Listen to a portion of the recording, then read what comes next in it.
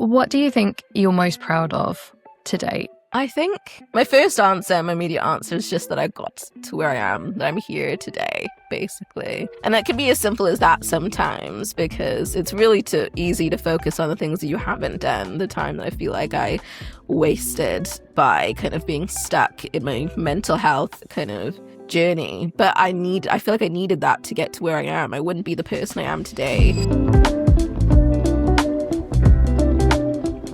Hello, gorgeous, and welcome to Finding My User Manual, the podcast all about learning to be human when no one gave you the instructions. My name is Tigz Rice, and I am an empowerment photographer based in London, UK. And today I am thrilled to be joined by Alycia. Hello, how are you? I'm doing good. Thank you. Thank you for having me. I am so excited to have this chat with you. We have had the privilege of spending time together several times, and every time I walk away feeling so full in the soul after hearing what you've been up to. For those of you who have not had the pleasure of meeting Alycia before, Alycia is the designer and founder behind Emiah Couture, a Cardiff-based couture label specializing in bespoke corsetry, bridal and boudoir. Combining intricate hand embellishments, sculptural silhouettes, and deeply personal storytelling, she creates gorgeous pieces that invite her clients to see themselves as the work of art they already are. Each design is created slowly, intentionally, and entirely by hand, often taking hundreds of hours, resulting in heirloom pieces that feel as emotional as they are beautiful. Alongside her design work, Alycia is a public speaker, sharing her lived experience as a South Asian disabled entrepreneur and what it means to take up space in an industry where she rarely saw anyone who looked like her growing up. I'm always inspired by Alycia, and I cannot wait to explore her user manual with you. So without further ado, welcome to the podcast. Thank you so much. How have you been this week? It's currently 11:30 on a Tuesday. How has this week looked for you so far? Not too bad. I've been going through a journey recently, even further, where I've been trying to be kinder to myself. Because I know that for me, because I'm quite ambitious, I'm very productivity minded. So I've been trying to pull back and do things that give me joy rather than always feeling like I need to do things that make me feel productive in that sense. So I've been doing a lot of other crafts because I'm a creative person at heart. I love just making in general. It really ties into everything that I do. So I've been exploring pottery classes for the last 6 months, and I started a stained glass class recently. So yeah, it's been really fun just to kind of explore different parts of me. Gosh, it sounds incredible. I'm going to ask you our most important question, and then we can see where this conversation ends up. But if you came with a user manual, what would it say on page 1? I have to be totally honest, I don't even remember what I put in the form. I remember I put something good, and I can't remember what it was. What does it say today? Because I'm so open to that changing. I think for me, it's kind of coming as I am rather than what I think other people want me to be, because I always had this idea of what I should be or who I am from what I think other people see me as, or maybe what people have treated me as in the past, rather than just kind of existing as I am and being okay with that and living with that and sitting with it, because I think it shows in everything that I do anyway, automatically. And if they're not prepared to take it, then they can just move along, and I can kind of just interact with people that actually do get me. Do you think the need to meet people where they want you to meet them rather than vice versa? Do you think that's something that has always been the case for you, or do you think it's a learned behavior? Or I think it's a product of just how I grew up as a disabled woman. Even just as a disabled child, I often had to kind of seek guidance from other people, whether that be through help, aid, kind of getting things done. And people had expectations of me, especially back then when I was growing up. of how to treat someone with a disability. So that, I think, just kind of sat with me and created a lot of internal ableism, because I lived it felt like in the middle of two worlds. You know, I didn't feel disabled enough growing up because I could get out of my wheelchair and use crutches sometimes. But then I didn't feel completely, non-disabled because it just kind of had that othering effect. So it was kind of such a weird place. I never really knew where I sat with that. I can imagine that's a really, really difficult place to be in. I think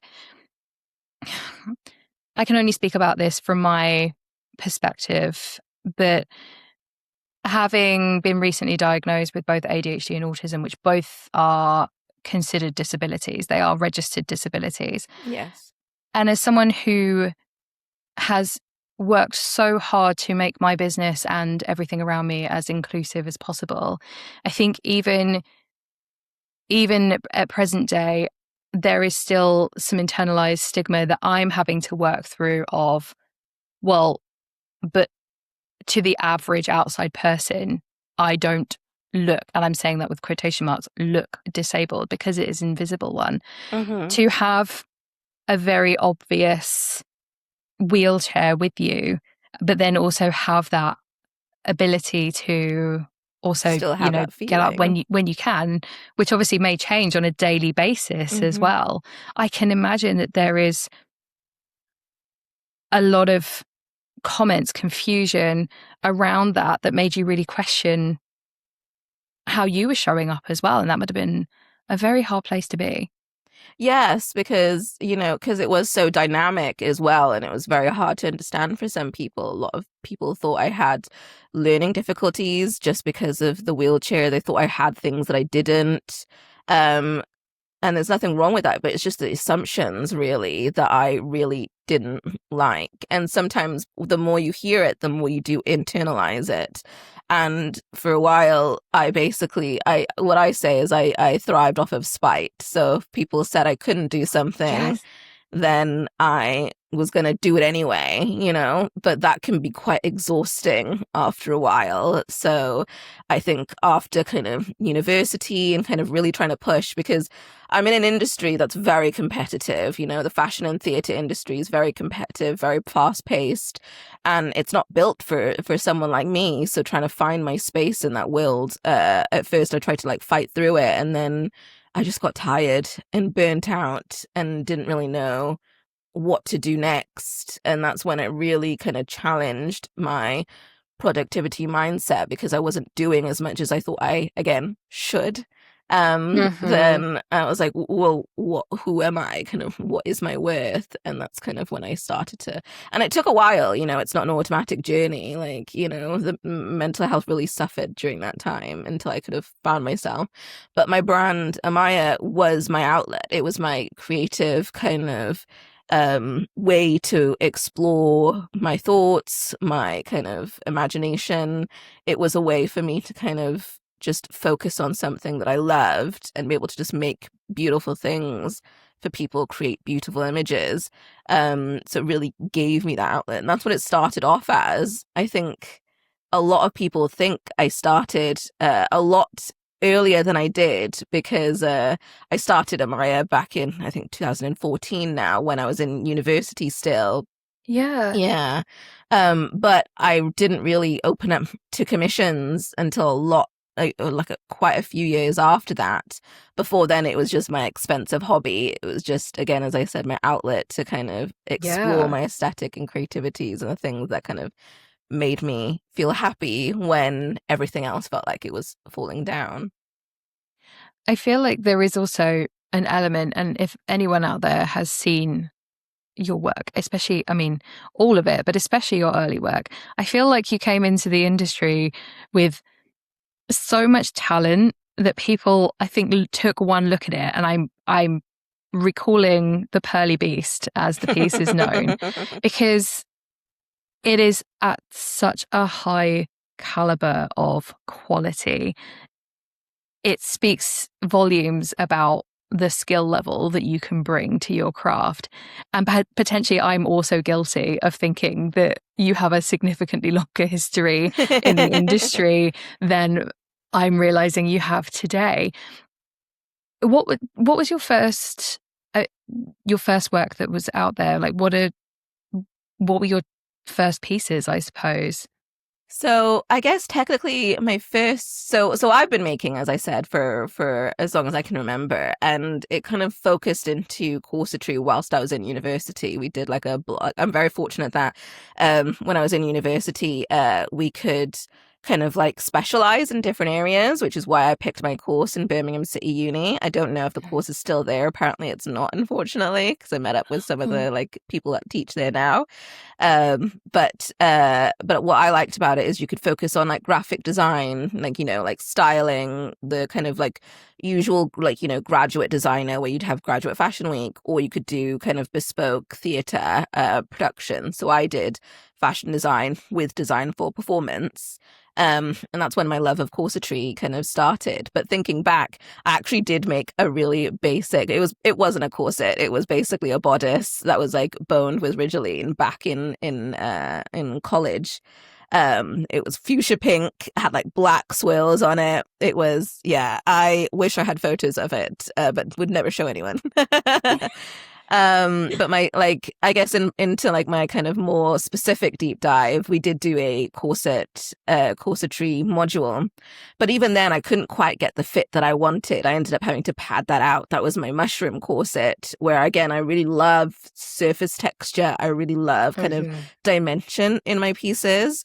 But it wasn't quite there. And so when we started to look for kind of work placements, I was sending them all over for like lingerie, corsetry, things like that. I actually got a place at Lascivious, but I couldn't make it because of the travel would have been really difficult to kind of get there and get back and stay for like a month that I would need to, like I think a month or two that I would have needed to.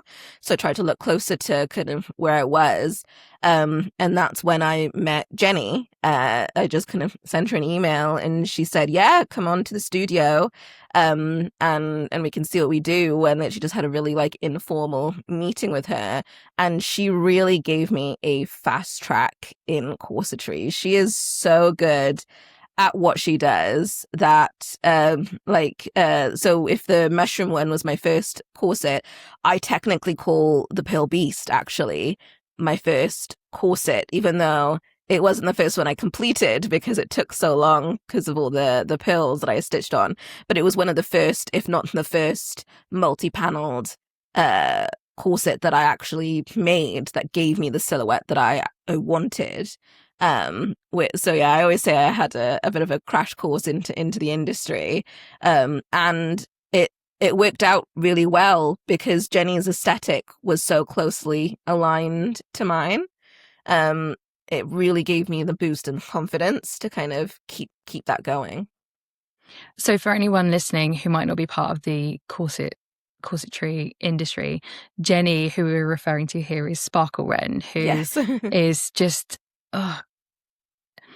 Jenny doesn't make commercially anymore. I'm sure there's still some creative parts within the work that she does now, but just an incredible corset designer with just the most intricate work. And because you how long were you there for? How long did you work? So yeah, I worked solidly through my work placement, and then basically she couldn't get rid of me. I kind of like either kind of, I think I helped out, and in exchange I was able to kind of like partially use her studio, because again, being a maker, it can be quite a lonely experience when you're just working on your own. So it was just kind of nice to be surrounded by people that got what you did. So I basically was there until I left uni in end of 2015, I think, when I ended up moving back home to Cardiff. So yeah, about almost like a year and a half on and off I was in the studio. Was there anything specifically that drew you into corsetry and contour fashion specifically, or? I think it was how it can really just change and mold the body. I loved it as a beautiful canvas to work on because it was kind of rigid yet flexible. So it was a really good base to work on. And because again, I love texture, I loved molding the body and molding different like textures and shapes. So I found it was just a really lovely way to do that, whilst kind of having a kind of firm grounding to work on. How have you found running your business? Because from what I gather, you came mostly straight out of university and then directly into running your own business. Is that timeline correct? Kind of. Again, like it feels like so. Basically, yes, I started in 2014. I graduated in 2015, and I had Emiah since then. At first, it was called You Dip de la Minor, but I thought people could really pronounce that. Yeah. So the name is basically based off of. I didn't really want my name. I don't know why it felt weird. I guess it was. I was still in my stage where I didn't. I wanted my work to speak for itself rather than me. So my nickname growing up was Penguin because I waddled. And I've always just loved penguins. So the Udip de la Minor is the smallest penguin. It's the little blue penguin in New Zealand. It's the scientific name for it. And when I realized that no one could really say it easily, I chose the initials. So it was EMI from Udip de la Minor, and then my initials AH. So a lot of people don't know that that it's kind of, an amalgamation because it kind of sounds like the female version of Jeremiah. I didn't know that either. I don't know that I knew your original business name. I'm so happy to. I was like really early on. Yeah, I changed it quite quickly, and then because I had the Instagram account since then. I had a website because I loved showing my stuff. I loved showing the process because everything is so intentioned and so kind of the story is there, so trying to show the story as I went was really important to me. But it wasn't until it took a few goes for me to kind of really get my business up and running, mostly because I was scared, because I was just like, no one wants to buy from me most of the time. And even still now, a lot of the people that get in contact wanting pieces of my work have to be quite persistent, which isn't really a great business model. I need to get better at that. But yeah, it wasn't until people were insisting that they were like, no, I would like a piece from you, please. And I'm like, oh, okay, well, I have to make this a thing now. And I worked kind of on and off with what was then the Prince's Trust, now the King's Trust, to really kind of help me launch my business properly. Did you always know that you wanted to be self-employed? I don't know if I wanted to be self-employed in the sense that it just felt like that was the only way it would happen for me, because again, the industry is so fast-paced. I tried to intern for a few other people. It either was too fast-paced or it wasn't in the area that I lived in, and it's not as easy to kind of move around when you have a disability. So so my disability is osteogenesis imperfecta. I have brittle bones, so I partially use a wheelchair and partially use crutches, and I am shorter stature, so it can be more difficult to kind of find those roles in the industry. It's much better now. I was very excited when a few years ago I had the opportunity to be part of a sewing TV show on Channel 4.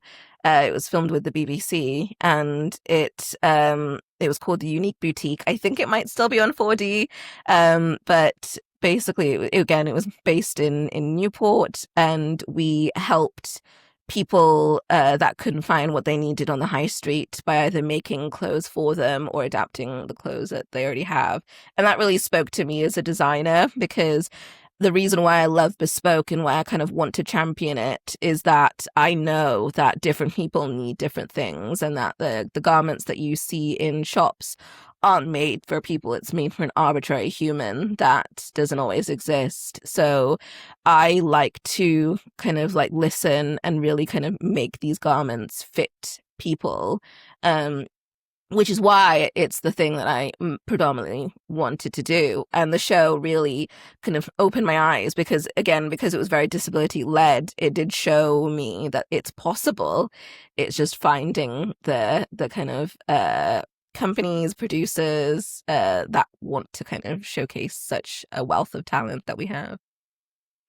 And do you find that people that are coming to you and pestering you and saying, please make me stuff, are they people that resonate with that same idea of needing the perfect fit for their body, or is it more sort of aesthetics, do you find? Because I can imagine you're probably bringing both in with your work. Yeah, both really. Like a lot of people come to me, like a lot of them from America, which is wild to me to think that, people will kind of traverse that barrier just because they love my aesthetic. I think for me, it seems that I think initially they get kind of like called in by the aesthetic. And then the more they look at it, or if they work with me one-on-one, that's when they realize that I can really make something that fits them, whether that be through a story. For example, I made a bridal belt for someone, and no one would know from looking at it, but I used the lace to kind of mimic the shoreline that her and her partner met and lived. Wow. So there's so many different stories that you can kind of add into the pieces that are really personal and beautiful and can hold so many memories. And I want the experience of working with me to be a good memory as well.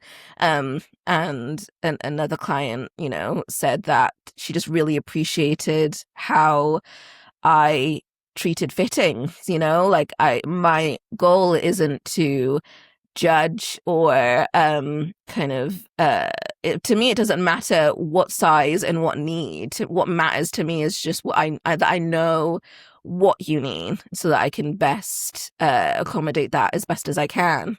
The numbers don't mean anything to me apart from I just want it to be able to fit you really well, and I wanted you to feel amazing in it, really. So that's the kind of experience I want to give my clients, who often just don't feel like they're listened to. And I think that's probably a byproduct of me having my own disability, is that often it feels like you're not listened to. People just assume.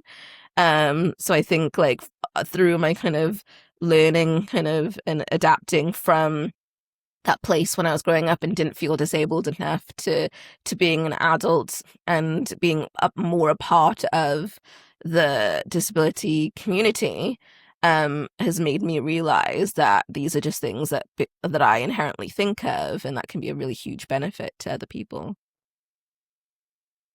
When you were younger, I have to admit that I've obviously heard of brittle bones. The osteogenesis imperfecta is a newer term for me.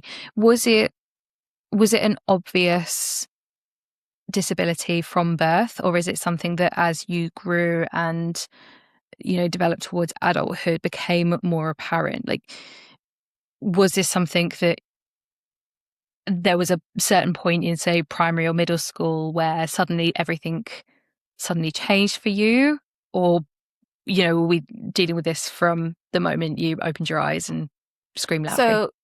So it's a genetic condition. So I had it from birth, but because no one in my family has it, so they didn't know what it was, and they didn't know anything was different, and they just thought I was a small baby, until I got to the age where I was probably like 12, 16 months, when you start to walk, and I started having fractures.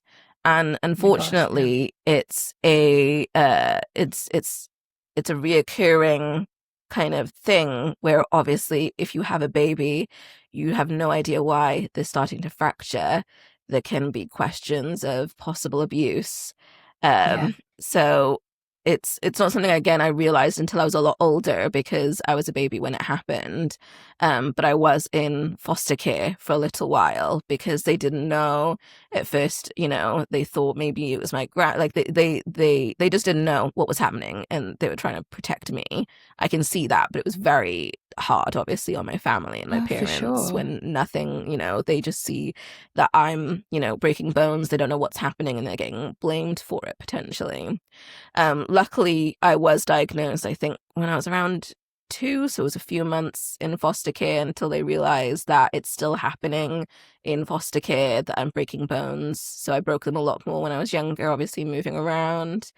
And then that's when I was fully diagnosed. But then again, it wasn't until, again, I was an adult that I figured out what type of osteogenesis imperfecta I have. So osteogenesis imperfecta is just the scientific name. Brittle bones is mostly the easier name to kind of remember and use.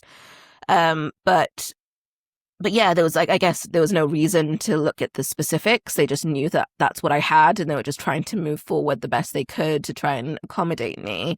And it wasn't until I was an adult that I realized I wanted to know that, and kind of went to a geneticist and was just like, okay, what type do I have? Because my condition can really range in terms of severity, I guess. I don't know if that's the right word, but I've met people that have the same condition as me that use a wheelchair full time. They have a lot shorter stature than me.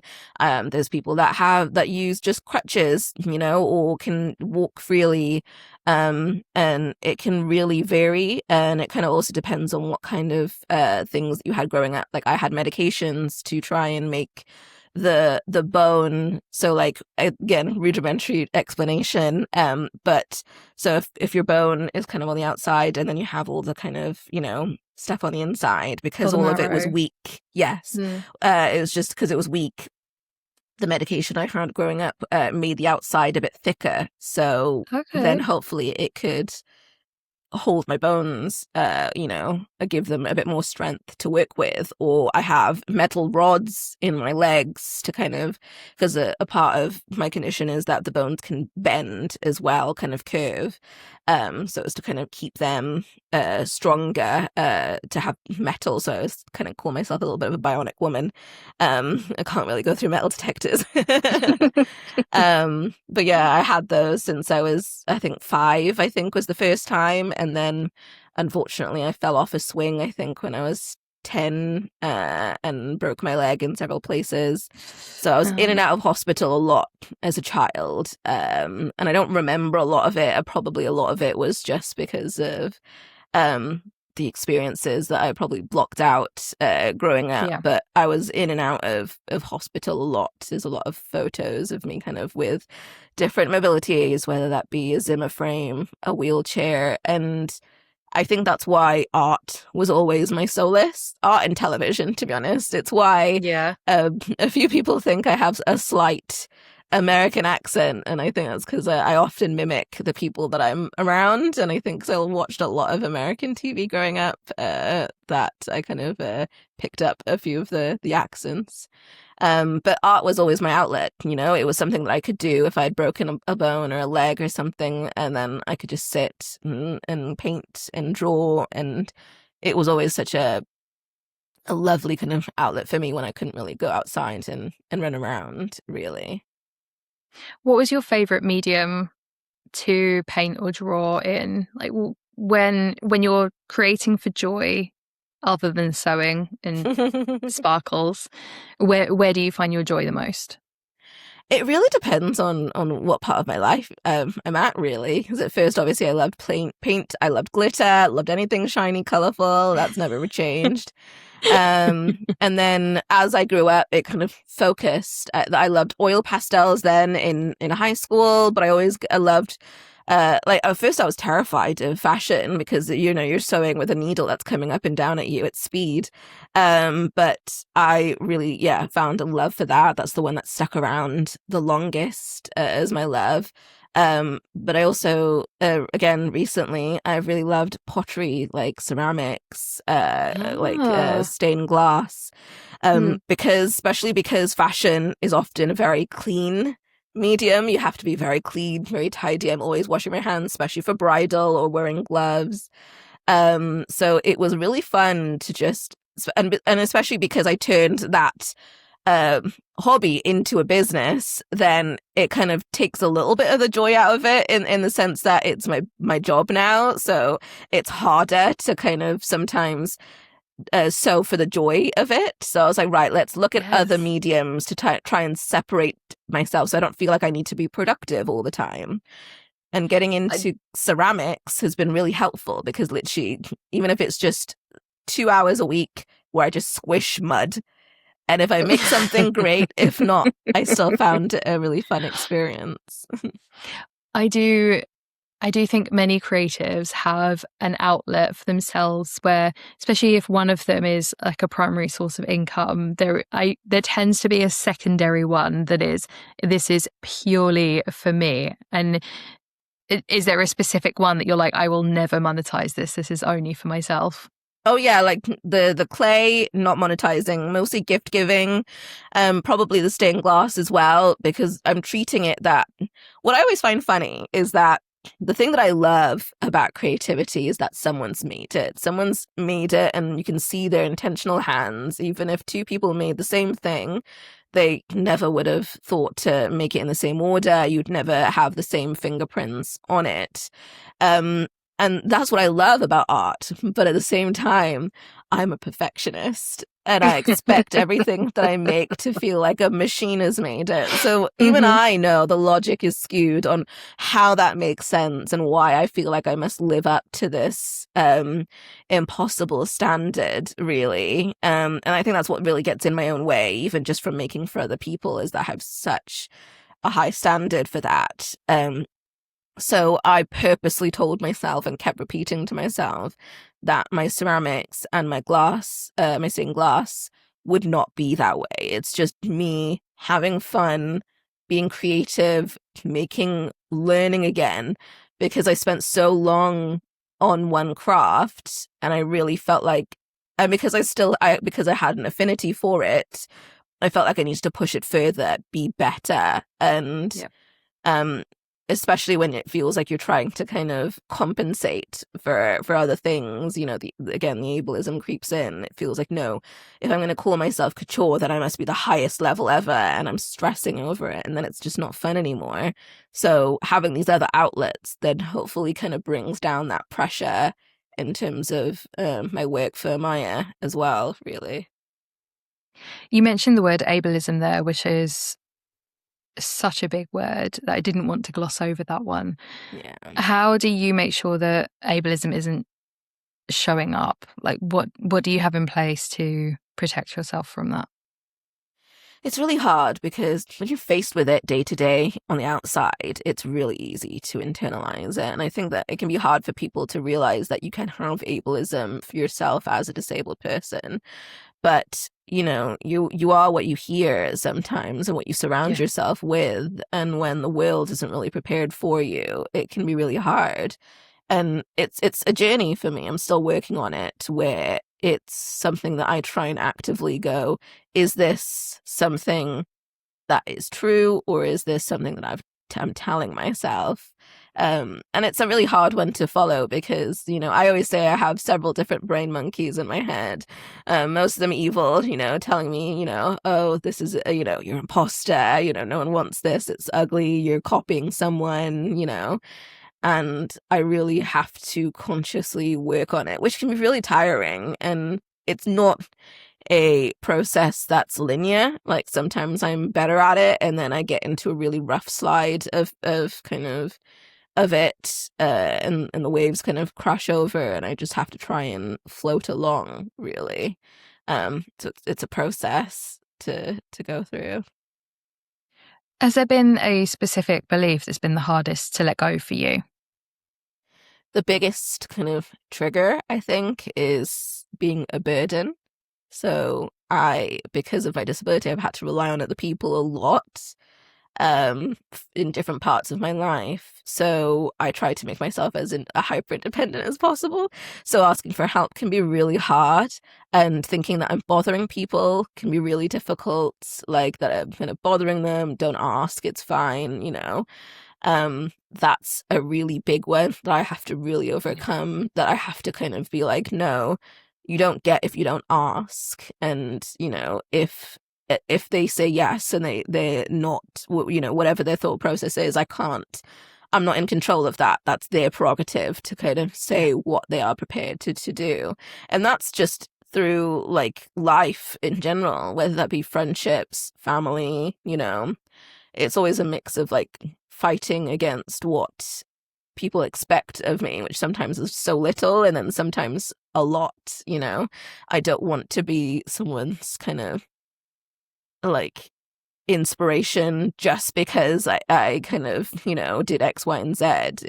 It's a hard balance because I do want to also inspire. So it's a hard balance to like not want to just be used for inspiration, just for the minimal thing that I've done, but I also do want to inspire other people with disabilities that they can, because I didn't see people look like me do what I do growing up, and I would have loved that, to kind of see that it's a possibility. And I would love to get to a stage where I could then hire people that have this drive so that they don't have to be self-employed, because it's difficult being self-employed. It's incredibly isolating. You're just relying on yourself for everything. So if I can kind of help someone else through that process, then that's great, which is kind of what led me to being kind of more into activism for it. Have you ever seen someone that you feel did show up and represent you in the media, or are you having to be that person for yourself? Now, because I kind of basically hid myself from the disability community and the disability world for so long, because I didn't feel like I belonged. So it wasn't until like, I was in my kind of early mid-20s that I really kind of tried to, and that was literally because, and I remember it actually, there was a person on YouTube, I think My Little Pinwheel, I can't remember their name now, I would have to look for it, but they made YouTube videos on just making basic garments, like skirts, circle skirts, that kind of thing, and they didn't appear to have a disability. And then one kind of like video, they were just like, oh, I do have a disability. And for me, that blew my mind, because I was just like, oh, you can be both. You don't have to kind of like, you can still be disabled and still be kind of like, doing things. It doesn't have to be like a monolith or a linear kind of thing. And that really kind of opened my eyes to like what else is out there, who else is out there. And there are other people that I really admire that have either the same condition as I do or not. But one of the big trailblazers for me is Shani Danda. I think I'm very bad at pronouncing names. I apologize. I've seen it written down so much, but not really heard it. So it's always hard for me to translate in my head. But she has really trailblazed the industry. She is a South Asian woman with my condition, just a different type of it or a different severity. And she does so many different talks. I think she was the like top disability, like one out of like 100 influential disabled people in the UK. Dr. Shani Danda, I think, as well now. And it's just amazing seeing what she does. She just travels, talking to people. At the moment, she's really fighting for access to work, which is to help disabled people be able to get into work either through self-employment or employment. And that's something that I'm still struggling on my journey. I mean, I started that journey in January 2005. And I only heard back February this year. So about 13 months after. Whoa. Okay. Yeah. Yeah. There's a big waiting list for that. It can be up to 15 months sometimes. I thought it was only going to be 6 months. And it looks like I'm not even applicable for it because I don't earn enough to meet the minimum quota. They only take on a few jobs a year kind of thing. So it's difficult, especially because like if you were in employment, it's much easier, even though it's still difficult. if you work like a minimum of even like a few hours, then you can still kind of get the support through your employer. And these things are in place, but people don't know about them. It can be really hard for a while. Like I avoided it because I already do so much medical admin that I didn't want to add something else to my list. But I found a really good organization that could then help me through the process of like the forms and stuff like that. So that's an ongoing process. But yeah, there's a whole thing with the access to work at the moment where they've like, it feels like they've changed the guidelines, even though they've said they haven't. And a lot of people that either had it have not got it anymore. They're no longer applicable, or people that have applied for it have unfortunately had them delayed a very long time, which is really hard for a disabled person to get into work, which is against all of the things that they say on the news where they're just like, get disability people, get disabled people into work, but there's no help for that. They just kind of want it to happen and want to cut the benefits, unfortunately. What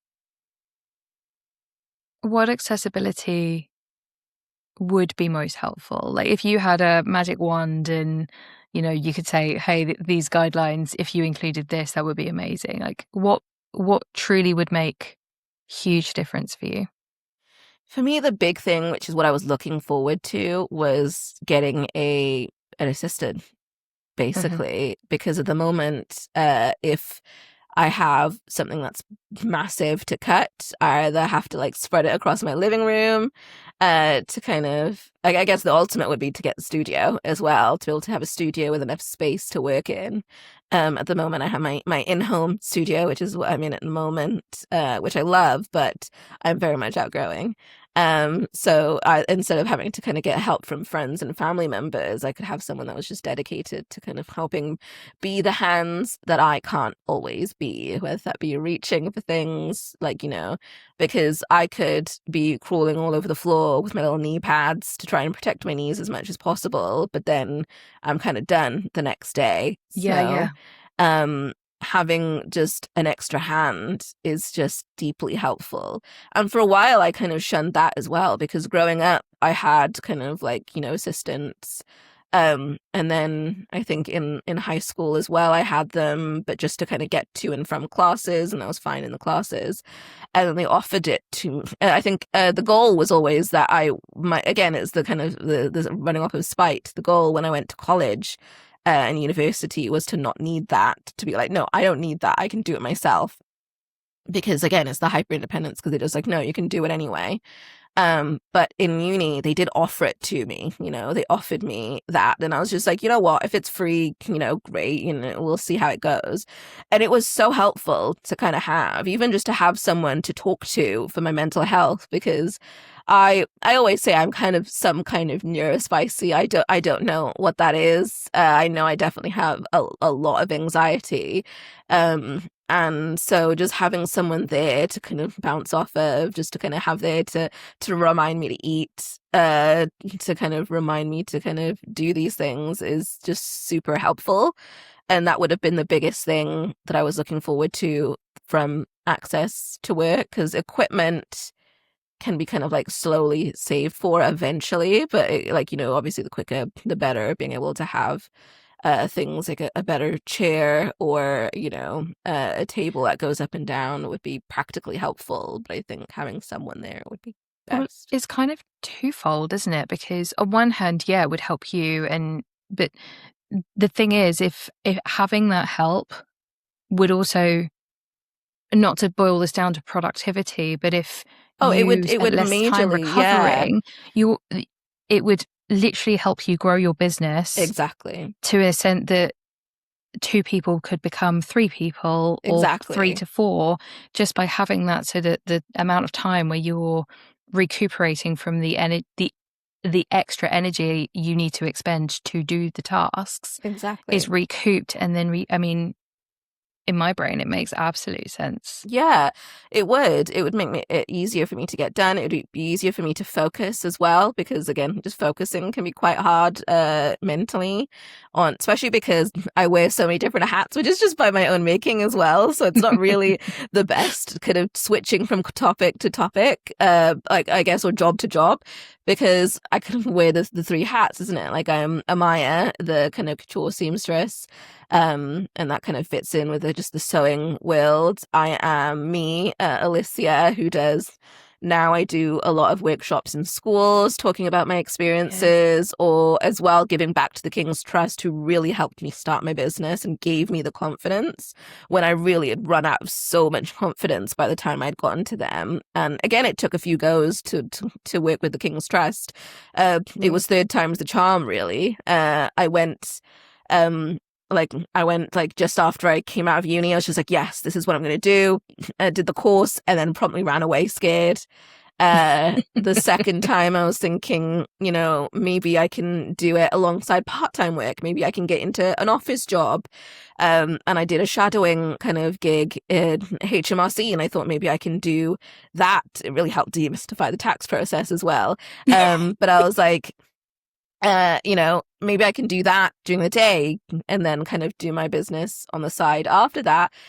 But then COVID happened, so everything shut down. They weren't hiring. Literally, it was February 2020 that I did that month-long shadowing opportunity. And then everything shut down. I fell through the cracks because I wasn't trying to stay there either, because I was scared. I was sheltering, shielding. And I thought, you know what, I need to give this another go. And so I was like, you know what, let's try this one more time. And my mentor was literally the driving force, because she believed in me enough that I could then start to believe in myself, because I really didn't. But because she was so enthusiastic, and she kind of could pull that out of me of why I'm doing what I'm doing, which is I love making things. So how can I make this a possibility for me, all the time? Because the Prince's Trust, or now the King's Trust, I've never done it myself, but I remember having spoken to people who've been through that course. It's quite involved, isn't it? It's not like a rock up and hope for the best. They really do. They will basically give you push. Yeah, they give you as much as you give them, basically. Yeah. So you start on the course, it's called the Enterprise course, and then they give you a kind of firstly just like a youth mentor. It helps you get to where you need to be, kind of points you in the direction of additional kind of like web, kind of like now it's web meetings and stuff like that, especially because now it's nationalized. So you can have meetings all over the UK and you can attend all over the UK, which is amazing. But I'm definitely a person, like a in-person person most of the time. I had hoped we could do this in person because I was looking forward to it. Maybe we could do another one in the future on a different topic. Absolutely. In person. But yeah, and so it is really helpful because it gives you so many resources and they're so encouraging. And that led me to being a young ambassador for them, doing different talks. Like I've talked in Parliament, like I talked to Welsh MPs in Parliament facing the Big Ben, which was crazy. I've talked to an ASOS gala in front of 400 people that had people from like DHL, like Coates, New Look, River Island, things like that. I've done all sorts. I've met the King at a kind of reception at St. James's Palace. So it's been amazing, and I never would have imagined it for myself because I'm used to making other people look good, I'm the one in the background making sure other people look good, even like in the background of a photo shoot or just kind of sprucing you up. So I never really imagined myself being in front of the camera. So being that and kind of hearing how much that resonated with people, I think really helped me understand that my story can be important and impactful for other people. Because it's just my, when it's just your story, it's like, yeah, this is just my life. I don't, yeah, this is lived experience. This is just who I am. Yeah. So I never thought it would be any different for other people, really. So having that opportunity really made me realize that that's something that I kind of want to keep doing, and has led on to me doing the workshops. And now I do a regular workshop with the King's Trust that works with kind of how to be a business owner with a disability, and also how to make your business as accessible as possible, with a colleague, Nicola, who kind of ran the sessions, so you kind of see different points of view of how to make things as accessible as possible, because that's the kind of world I want to live in. If you make them more accessible for certain people, they're accessible for everyone, really.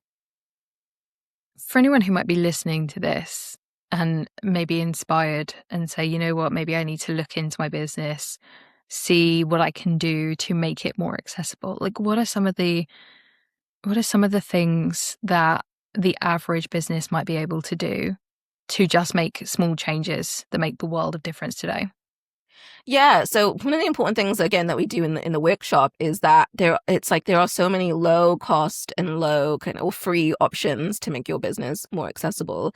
If you have like even just like an online website, having alt text or having descriptions of images can be really helpful. Having kind of clear colors to the text, so there's a lot of contrast so people can see that easier.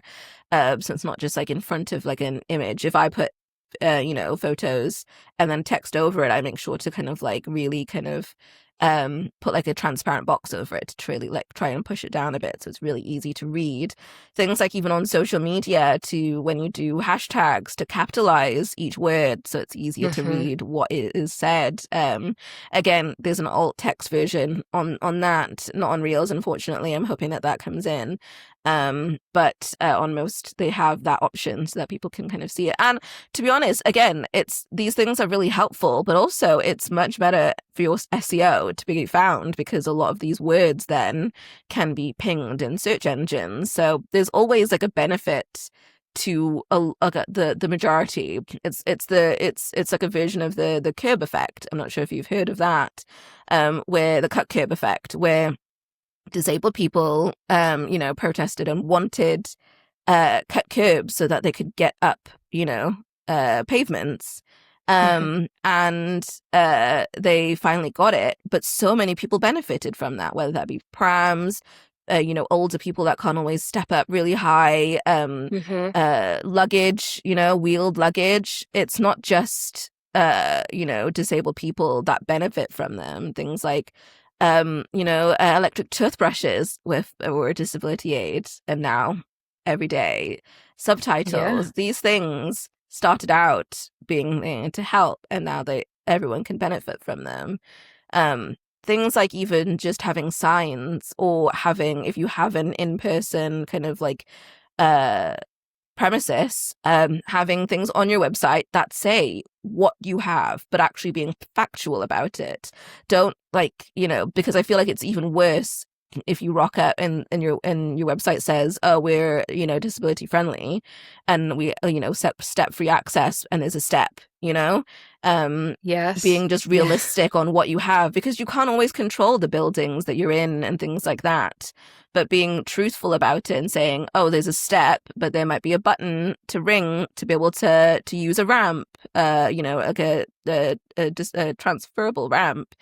Things like that, or just say, this isn't accessible, and being upfront about it, because then I don't have to waste my time kind of calling up people and them not knowing the information and moving on, because there's so much you have to do as a disabled person anyway, that having one less thing to kind of have to manage is amazing.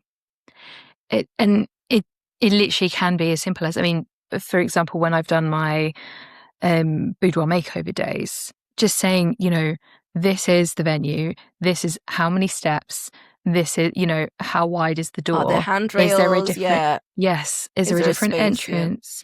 Yeah. Who can I call if I have further questions? And just, it doesn't, a simple search for a business owner can make such a difference. And it saves, it might take you 5 minutes to go and find that information, an extra 5 minutes to write it on your site. But if it saves 20 people doing that research, you're saving a lot of time. Yeah, and overall. customers, because for me, I know that as a disabled person, if I feel like I'm being seen and listened to, I'm more likely to come back, you know? Like, Yeah. the purple pound is a real thing. There's millions, like billions of money that, because there's, you know, so many people that have disabilities in the UK, whether that be, you know, physical or, you know, not visible. And to really tap into that, to me, in terms of just business, doesn't make sense either, because people are, especially you know, disabled people, are really loyal, because, you know, if we find something that works for us, we'll shout about it to other people, because you don't find that very easily. So it just makes, in terms of what we do, it just makes business sense, if nothing else. So we run the two different workshops, and one, we want to encourage anyone, even if you don't have a disability, to see, because I think everyone can benefit from that. And then the other one is more disabled led, where it's just kind of sharing experiences and hardships and maybe things that people can look to get help that have a disability and have their own business. But I'm such a big proponent in that, in being vocal about it as well, which is why I like talking about it. It took me a bit to feel comfortable talking about it, because again, it's something that people just kind of hush hush don't talk about. But I'm very much like, well, I didn't know this, you know, like I didn't know. Even with like just things like my crutches, I had NHS crutches for the longest time, the majority of my life. And it wasn't until, excuse me, it wasn't until the past like 5 years that I realized that I could even have like pretty crutches just to make me feel better. Like, you know, it doesn't have to be one way. There are ways to make it fit you and fit your needs. I got my crutches from Cool Crutches. I was just about to ask you that question. Yeah. I really like them. I really like their ethos. They're a disabled woman-led business. So I'm very much always willing to shout them out. I did a blog with them as well, and they gifted me a pair of glittery black crutches that I now wear to like, I had them when I saw you last. But I didn't realize that was even a thing I could look for. I was just always just like, they've given me this is just what I need to use. And it really opened my eyes to be able to explore. And that's just me seeing someone on television with blue glittery crutches. And I was just like, why didn't I not think of this before? And for a while, there wasn't anything in the UK for it. It was in America. So I was just like, how do I do this myself? I was even thinking about getting my crutches like spray painted with automotive paint to kind of make them look cool and chrome. I could actually so see you doing that. I was like, because I was about to ask you where yours were from, and I'm like, I wouldn't be surprised if actually it's a custom job that you've done yourself. I'd be very tempted, yeah. But to be honest, in my own personal style, I'm quite kind of like basic. I always say that I exude my creativity rather than wear it myself, apart from my colorful hair and colorful nails most of the time. That's kind of where the color, that's where the colors kind of creep out. But most of the time, I have black crutches, but black glittery crutches. So I would be tempted to kind of get a pair. If I ever get married, then maybe I'll probably cover a pair of crutches in pills or something like that. Amazing petition to be there. That sounds incredible. What do you think you're most proud of to date? I think my first answer, my immediate answer, is just that I got to where I am, that I'm here today, basically. And that can be as simple as that sometimes, because it's really too easy to focus on the things that you haven't done, the time that I feel like I wasted by kind of being stuck in my mental health kind of journey. But I feel like I needed that to get to where I am. I wouldn't be the person I am today without my disability or without that kind of journey to get me to where I am. So I'm just really proud that I've started this, that I've kind of made my business, even though I would love to push it further, that I've kind of become a public speaker so that I can hopefully share my story for more people like me. I'm just really proud.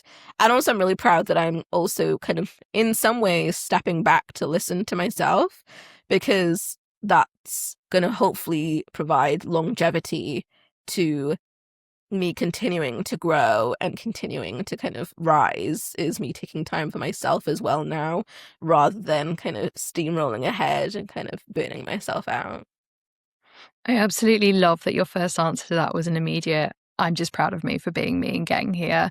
That in Yeah. itself is amazing. But also, I love that it went on to be an entire list of things. And you're just doing It's incredible, always that way, fantastic I feel work. like. Because I feel like it's just like, oh, I've done nothing. And then I start to actually think about enlisting it off. And it can be quite impactful even for myself because I don't always hear it. I'm very much of the mindset where I'm very bad at kind of giving myself my flowers, you know? I'm very much just like, oh, I've done it. Move it on to the next thing. You know, oh, I've done it. Oh, it must have been too easy. Let's go for something harder next time. You know, obviously it wasn't hard enough. And I'm trying to get better at just being like, I'm kind of happy where I am at the moment. And that's a struggle that can really dip. Like, I mean, at the start of the year, I had a really big dip. It was a really big dip where I didn't know how to kind of get out of this kind of slump that I was in. It felt so low. It felt so numb. I just didn't feel like creating. I was basically just going with the flow and kind of doing whatever I'd kind of promised to do and kind of going through the motions in a sense. So I do want to reiterate that it's really easy to see the highlights, especially on social media and things like that. It's really easy to kind of hear that, oh, everything's going fine now, but there are kind of periods, and I envisage that's going to happen kind of in the future as well. And I'm kind of trying to prepare myself that these moments will happen and just have tools to kind of help support myself and kind of be kind to myself whilst I get back into that rhythm again. And I'm like slowly coming out of that at the moment now, hopefully. But again, it's just about trying to be kind, which is hard. Yeah, absolutely. And I'm just so appreciative that I got to witness you giving yourself an entire bouquet today. And there are so many people out there that are inspired and will continue to be inspired by the work that you do to advocate not for just for yourself, but for others. For anyone who is listening, who might want to look into some of these courses and workshops that you've mentioned, maybe find some of your public speaking and online content, where can they look and find you? So again, having social media can be a full-time job in itself. But most of my work can be found, my public speaking can be found at Alycia.Emiah. That's where I kind of share just my life, my daily journeys, the workshops that I do, things that I've got coming up. And then at Emiah Couture is my kind of sewing world. I kind of take a few breaks sometimes on posting because again it can be quite exhausting kind of doing both at the same time. But that's got like the whole catalog going right back. I think I deleted, not gonna lie, I think I deleted a few of my initial posts because it was when it had the sepia tones and all this stuff. We all went there. Yeah, I kind of wish they had archiving just so I could still see them, but yeah, it goes right back to me being in university, and kind of in progress things. And my website is www.emiah.co.uk. I also do Twitch as well, but that one's very much more conversational and me just kind of like being me, like hanging out with my friends. So it's a lot kind of less polished, I guess. I love to play like cozy games and kind of puzzles and things like that. I also play Fortnite, which I find people find hilarious because they don't imagine that for me. But yeah, I do a lot of work as well with the King's Trust. So I would always encourage anyone, if you're under the age of 30, to see what kind of access to the King's Trust you have in your area all over the UK. They have, different things, whether that be, outdoor activities, boosting your confidence, having your own business, finding employment as well. They really are kind of really helpful for that, and I can't give them enough credit for that. It's their 50th anniversary this year of the King's Trust. Wow. Yeah. Hopefully I am going to be going to Buckingham Palace in next month to kind of help celebrate with that. So that'll be a really fun day. Amazing. And in Wales, we have Business Wales as well, and you can do both. They always encourage just to find as much help as possible to get to where you want to be, whether that be through employment or through your own kind of business. Well, we will make sure as much of that as possible we fit in the show notes so that everyone can find you. Yeah, I am so sorry. I am very much a talker, so this might be a long It's one. been amazing. Thank you so much for today.